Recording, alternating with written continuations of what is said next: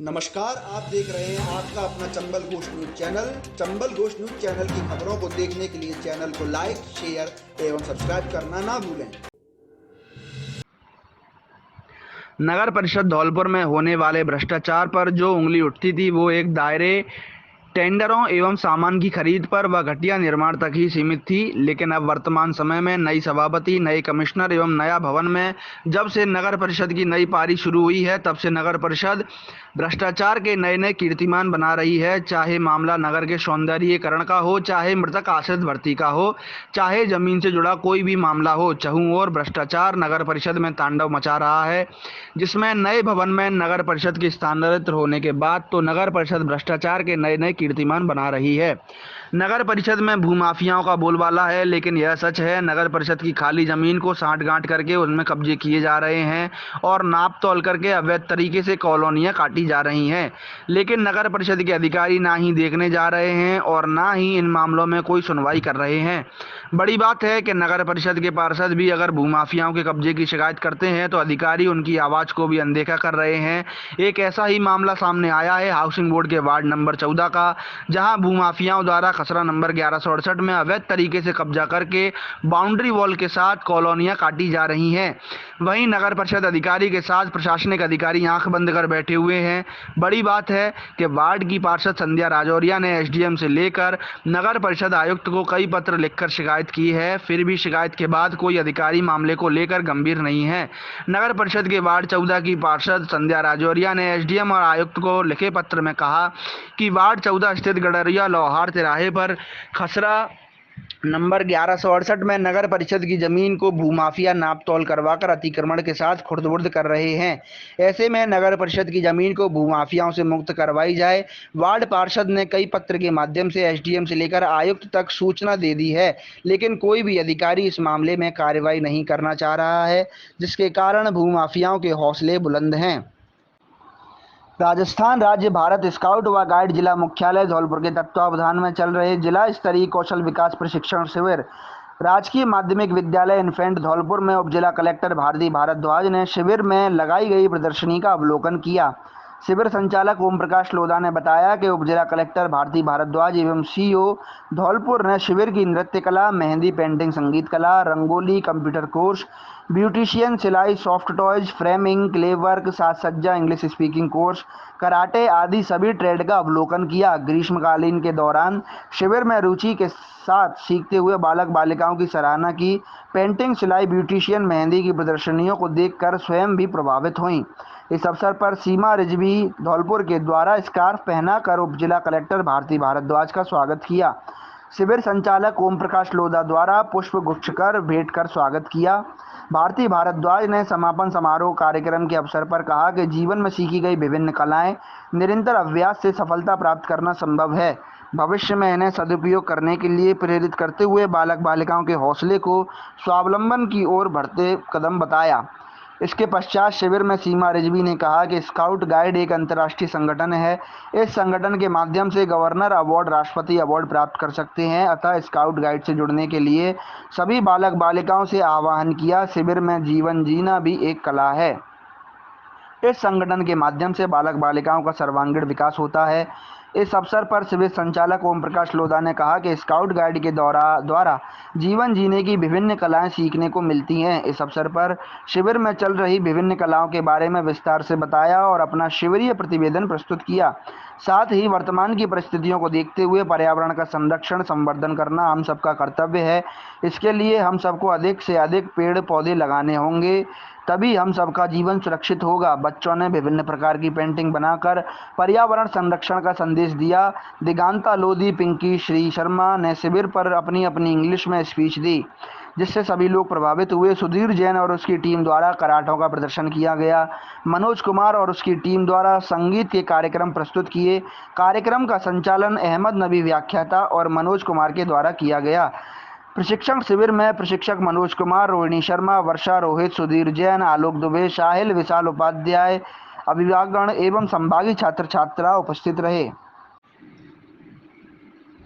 प्रयत्न संस्था के तत्वावधान में होटल सुंदरम में परियोजना मूविंग अहेड के तहत बाल अधिकारों एवं बाल संरक्षण पर जिला स्तरीय अधिकारियों के साथ एक दिवसीय रिफ्रेशर कार्यशाला का आयोजन किया गया था। कार्यशाला में अलग अलग विभागों से अधिकारीगण एवं उनके प्रतिनिधि उपस्थित रहे। कार्यशाला का शुभारंभ परियोजना अधिकारी रजनी जैन, मुकेश कुमार कौशिक एवं समस्त अधिकारीगण द्वारा सरस्वती पूजन एवं दीप प्रज्वलित कर कार्यशाला की शुरुआत की गई। इसके बाद रजनी जैन द्वारा संस्था का परिचय देते हुए संस्था के विजन मिशन की कार्यनीति के बारे में बताया। बैठक की अध्यक्षता विधिक सेवा प्राधिकरण के सचिव सुनीता मीणा द्वारा की गई। कार्यशाला में बाल अधिकारिता विभाग के सहायक निदेशक श्री विश्वदेव पांडे, मानव तस्करी इकाई से भंवर सिंह योगेंद्र, समाज कल्याण विभाग से Pawan Tomar, railway police IPF Shri Pyarelal, बाल श्रम कल्याण समिति सदस्य गिरीश गुर्जर, नरगिस शरीफी, श्रम विभाग से संजीव गुप्ता, आईसीडीएस से मांगीलाल, पंचायत समिति धौलपुर से नरेंद्र शर्मा और शिक्षा विभाग से रमाकांत शर्मा आदि अधिकारीगण उपस्थित रहे। श्रम विभाग से संजीव गुप्ता द्वारा श्रम विभाग की योजनाओं के बारे में अवगत कराया एवं शिकायत पोर्टल की जानकारी दी गई। ज़्यादा से ज़्यादा लोगों के बीच प्रसार बढ़ाने का निर्णय लिया। स्वास्थ्य विभाग से डॉक्टर शिव कुमार शर्मा द्वारा बताया कि जन्म से लेकर 18 वर्ष तक की आयु के विशेष योग की श्रेणी में आने वाले बच्चों को निःशुल्क स्कैनिंग एवं निःशुल्क उपचार किया था और साथ में चिकित्सा विभाग द्वारा भिन्न चलाई जा रही योजनाओं के बारे में विस्तार पूर्वक जानकारी दी।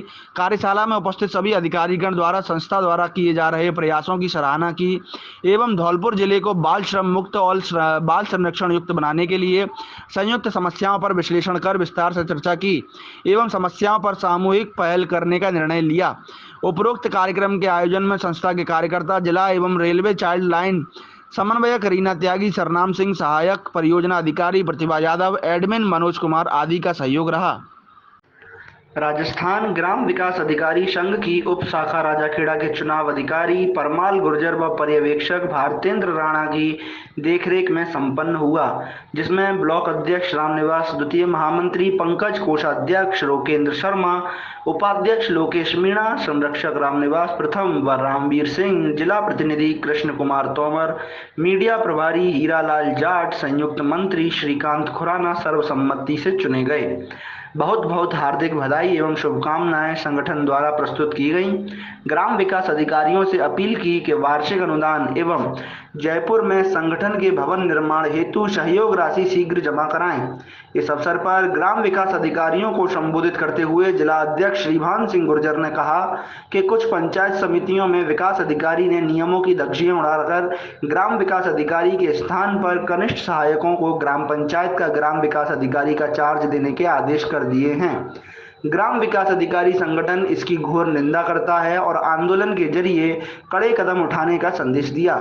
श्री कृष्ण कुमार तोमर, प्रदेश संयुक्त मंत्री, ने कहा, संबंधित ग्राम विकास अधिकारी आदेशों की पालना नहीं करेंगे, किसी भी हालात में कनिष्ठ सहायक को चार्ज नहीं दें। जल्द ही सभी ब्लॉक में चुनावों के बाद जिला स्तरीय संगठन की बैठक का आयोजन किया जाएगा, जिसमें आंदोलन की रूपरेखा तैयार की जाएगी।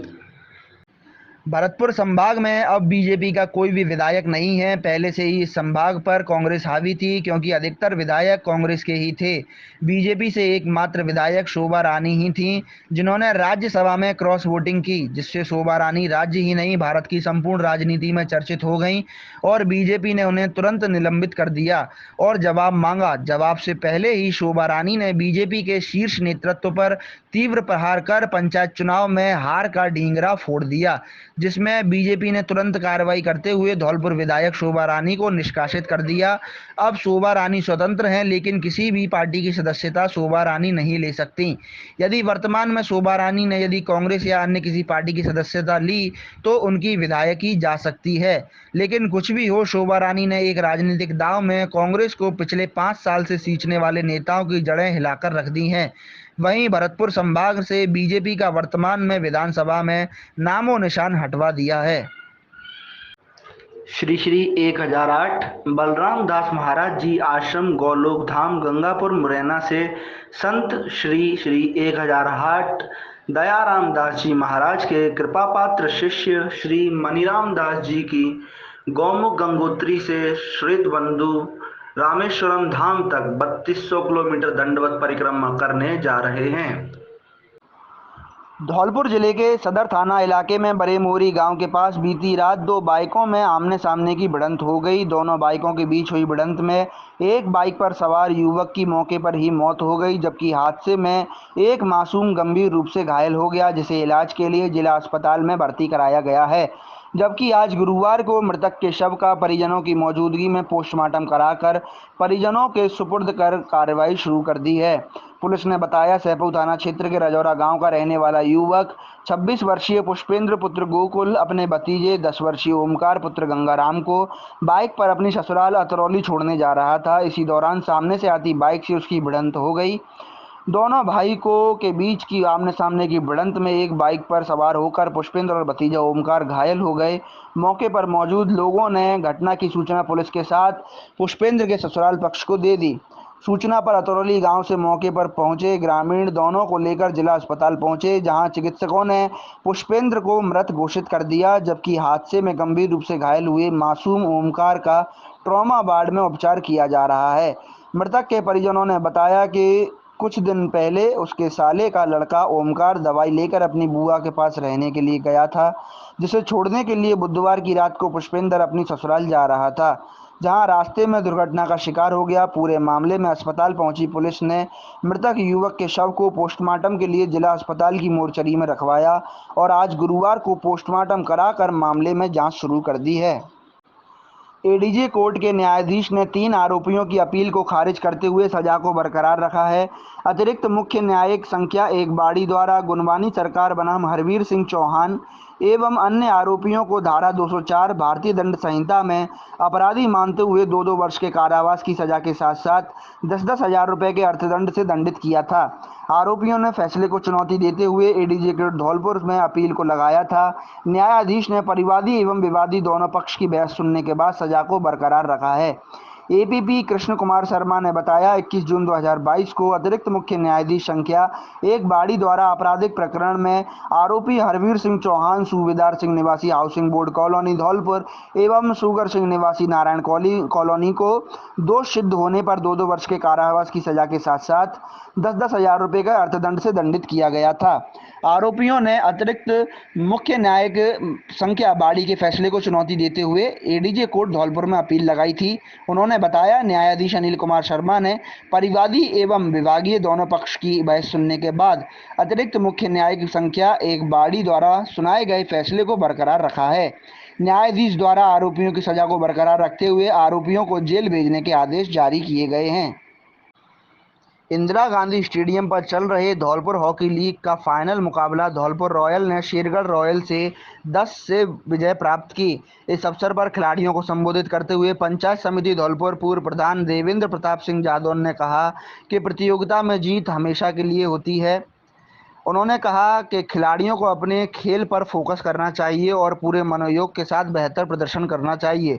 इस अवसर पर युवा नेता समाज सेवी विवेक सिंह बोहरा ने कहा कि मानव जीवन में खेल अभिन्न अंग होता है। प्रत्येक व्यक्ति को अपने जीवन काल में किसी न किसी खेल में भाग लेना चाहिए, इससे शारीरिक और मानसिक विकास होता है। इस अवसर पर जिला हॉकी संघ के अध्यक्ष शैलेंद्र सिंह बोहरा ने सभी मंचासीन अतिथियों का माला पहनाकर सम्मान किया। अजय बघेल की ओर से मंचासीन अतिथियों व खिलाड़ियों को स्मृति चिन्ह देकर उनका सम्मान किया। उन्होंने कहा कि धौलपुर हॉकी राष्ट्रीय स्तर पर अपनी पहचान स्थापित कर चुकी है। निकट भविष्य में भी जिले के खिलाड़ी राष्ट्रीय स्तर पर धौलपुर का नाम गौरवान्वित करेंगे। इस अवसर पर आयोजन सचिव अजय बघेल, जिला हॉकी संघ के सचिव रणवीर सिंह परमार, कोषाध्यक्ष विजय दिवाकर, उपाध्यक्ष अकील अहमद, नारायण दादा, नसरुद्दीन खान, रश्मि राव, रितेश सक्सेना, मोहम्मद जाकिर हुसैन, हीरा बहादुर, संदीप राणा, हर्षवर्धन कमांडो, अनवर खान मलवान मुख्य रूप से उपस्थित थे। मैच के निर्णायक श्रीकांत व अजय बघेल रहे। प्रतियोगिता में मैन ऑफ द मैच का खिताब मानवेंद्र गुर्जर को दिया गया। इस अवसर पर राष्ट्रीय स्तर पर चयनित खिलाड़ियों का मंच के माध्यम से माला पहनाकर सम्मान किया गया। मंच संचालन दिवाकर जी द्वारा किया गया। ली मार्शल आर्ट क्लब का उद्घाटन समारोह। 200 बेटियों को गोद लेकर मार्शल आर्ट की ब्लैक बेल्ट तक की ट्रेनिंग 3 साल तक के लिए फ्री दी जाएगी। इसका कल उद्घाटन समारोह एवीएम कॉन्वेंट स्कूल में हुआ, जिसमें मुख्य अतिथि के रूप में सभापति श्रीमती खुशबू सिंह जी रहीं और कार्यक्रम की अध्यक्षता कर रहे ली मार्शल आर्ट क्लब के अध्यक्ष विवेक सिंह बोहरा साहब एवं एवीएम संस्थान के निदेशक वीरेंद्र त्यागी जी। स्पेशल गेस्ट के रूप में श्री देविका मंगलामुखी एवं श्रीमती उमापाल जी रहीं। जापान शोतोकान के अध्यक्ष श्री जितेंद्र कैन जी विशेष अतिथि के रूप में विराजमान, श्री गिरीश पारासर जी, श्री रविंद्र मौर्य जी, श्री विक्रम सिसोदिया जी और मंजू सेंगर रहीं। मंच का संचालन श्रीमान अनिल मिश्रा जी द्वारा किया गया। जापान शोतोकान के अध्यक्ष श्री जितेंद्र कैनल जी द्वारा कार्यक्रम की शुरुआत मार्शल आर्ट के जन्मदाता भगवान बुद्ध की प्रतिमा पर अतिथियों द्वारा माला व पुष्प अर्पित कर की गई। जिला सचिव ऋषि कुमार मौर्य ने सभी अतिथियों का माला व साफा पहनाकर स्वागत किया। कार्यक्रम की शुरुआत पर जितेंद्र कैन जी ने बताया कि ली मार्शल आर्ट क्लब 12 वर्षों से फ्री समर कैंप लगाता रहा है, जिसमें से सेलेक्ट कर 10 बेटियों को फ्री मार्शल आर्ट की ट्रेनिंग देता रहा है। ली मार्शल आर्ट क्लब के द्वारा अब तक 52 स्टूडेंट जापान शोतोकान कराटे से ब्लैक बेल्ट हो चुके हैं एवं ओपन टूर्नामेंट में इंटरनेशनल लेवल पर भी गोल्ड मेडल प्राप्त कर चुके हैं। इनके coach Rishi Kumar Maurya Japan Shotokan karate से 4 डन ब्लैक बेल्ट हैं एवं ताइक्वांडो से प्रथम डन ब्लैक बेल्ट हैं। यह 17वीं स्टेट राजस्थान ताइक्वांडो चैंपियनशिप 13 दिसंबर 2009 में जयपुर में आयोजित हुई, उसमें यह बेस्ट प्लेयर का अवार्ड भी जीत चुके हैं। इनके व इनकी टीम के द्वारा सभी बेटियों को मार्शल आर्ट ट्रेनिंग दी जाएगी। मुख्य अतिथि खुशबू सिंह ने कहा कि मार्शल आर्ट क्लब की यह सौगात सेल्फ डिफेंस की ट्रेनिंग लेकर बेटियां सक्षम व सफल बनेंगी। बेटियों को भी बेटों से किसी प्रकार से कमज़ोर न समझा जाए। बेटियां वह सब कुछ कर सकती हैं जो बेटे कर सकते हैं। उन्होंने बोहरा साहब से बेटियों को 3 साल का कोर्स लेने के लिए धन्यवाद दिया और कहा कि मैं बेटियों की मदद के लिए, किसी भी प्रकार की मदद के लिए सदैव तत्पर रहूंगी। कार्यक्रम की अध्यक्षता कर रहे विवेक सिंह बोहरा साहब ने धौलपुर की हर एक बेटी को मार्शल आर्ट में पारंगत देखना चाहता हूं, जिससे वे भविष्य में किसी भी प्रकार की शारीरिक व मानसिक समस्या का सामना कर सकें, असामाजिक तत्वों से अपनी व समाज की रक्षा कर सकें। संस्था के निदेशक श्री वीरेंद्र त्यागी जी ने कहा कि बेटी पढ़ाई, बेटी बचाओ और बेटी को आत्मरक्षा के गुण सिखाओ। पढ़ाई के साथ साथ बेटी को सेल्फ डिफेंस भी सीखना चाहिए और देशवासियों से कहा कि अकेले बेटी मौका नहीं जिम्मेदारी है। जी स्पेशल गेस्ट के रूप में देविका मंगलामुखी जी ने बेटियों को मार्शल आर्ट की ट्रेनिंग देने के लिए ली मार्शल आर्ट क्लब का धन्यवाद दिया और कहा कि इन्होंने जो 200 बेटियों को मार्शल आर्ट में सक्षम बनाने का जो कार्य किया है वह सराहनीय है। मैं ली मार्शल आर्ट की किसी भी प्रकार की मदद के लिए सदा तत्पर रहूंगी और बेटियों के साथ कंधे से कंधा मिलाकर चलूंगी। विशिष्ट अतिथि श्री विक्रम सिंह सिसोदिया जी ने कहा कि बेटियों के साथ जो दुर्घटना हो रही है उन्हें देखते हुए बेटियों को मार्शल आर्ट सीखने की ज़रूरत है। इसी के साथ अतिथियों ने ग्रैपलिंग व पैनकेक सिलाट स्टेट चैंपियनशिप में विजेता खिलाड़ियों को मेडल पहनाकर सम्मानित किया। कार्यक्रम अंत में जितेंद्र कैन, ऋषि कुमार मौर्य, मंजू सेंगर सभी अतिथियां स्मृति चिन्ह देकर सम्मानित किया। मंच का संचालन कर रहे श्री अनिल मिश्रा जी को धन्यवाद दिया। इसी के साथ जापान शोतोकान के जिला अध्यक्ष श्री जितेंद्र कैन ने समाप्ति की घोषणा की। आज भारतीय जनता पार्टी मंडल टेम्पो द्वारा मंडल अध्यक्ष रामविलास बघेल के नेतृत्व में जनसंघ के संस्थापक डॉक्टर श्यामा प्रसाद मुखर्जी की पुण्यतिथि मनाई गई। इस मौके पर मंडल अध्यक्ष रामनिवास बघेल, कोषाध्यक्ष हाकिम सिंह लोधा, रविंद्र शर्मा, हेत सिंह लोधा, सुनील कोहली, महेश पहाड़िया, कम्मू खान, हसन अलवी, समाज सेवी पप्पू, विजयपाल आदि भाजपा कार्यकर्ता मौजूद रहे। धौलपुर जिले के बाड़ी उपखंड पर शहर में गायत्री मंदिर के पास एक नंदी महाराज के बीती रात्रि अचानक एक सूखे कुएं में गिरने और दूसरी ओर उपखंड क्षेत्र के गांव लखेपुरा में आज सुबह एक गौमाता के एक सूखे कुएं में कूदने से सूचना पर पहुंची गौ सेवा संघ टीम के सदस्यों द्वारा हाइड्रा में मशीन की सहायता से कड़ी मशक्कत के बाद रेस्क्यू कर बाहर निकाला गया, जिसे देख स्थानीय लोगों ने गौ सेवा संघ टीम के सदस्यों की भूरी प्रशंसा की है। जानकारी देते हुए गौ सेवा संघ टीम के अध्यक्ष शुभम भारद्वाज ने बताया कि एक दिन पूर्व गायत्री मंदिर के पास भोजन की तलाश में आवारा घूम रहे एक नंदी महाराज के सूखे कुएं में गिर जाने और आज सुबह गांव लखेपुरा में एक गौमाता के सूखे कुएं में गिर जाने की सूचना पर पहुंच नंदी महाराज और गौ माता को टीम के द्वारा लकी प्राप्त और सीताराम के सहयोग से हाइड्रा ले जाकर कड़ी मशक्कत के बाद रेस्क्यू कर बाहर निकाला गया है। इस मौके पर दोनों जगह सहयोग करने वाले टीम सदस्यों में शुभम भारद्वाज, विवेक शिवहरे, मोनू तिवारी, लक्की प्रताप सिकरवार, मंगल सिंह, समीर गोस्वामी शामिल रहे। ग्राम पंचायत खानपुर मीणा के सभागार में उप शाखा पंचायत समिति सिबाड़ी के ग्राम विकास अधिकारी संघ के चुनाव संपन्न। लगातार तीसरी बार सर्वसम्मति से ब्लॉक अध्यक्ष पद पर निर्विरोध चुने गए राम लखन मीणा प्रथम।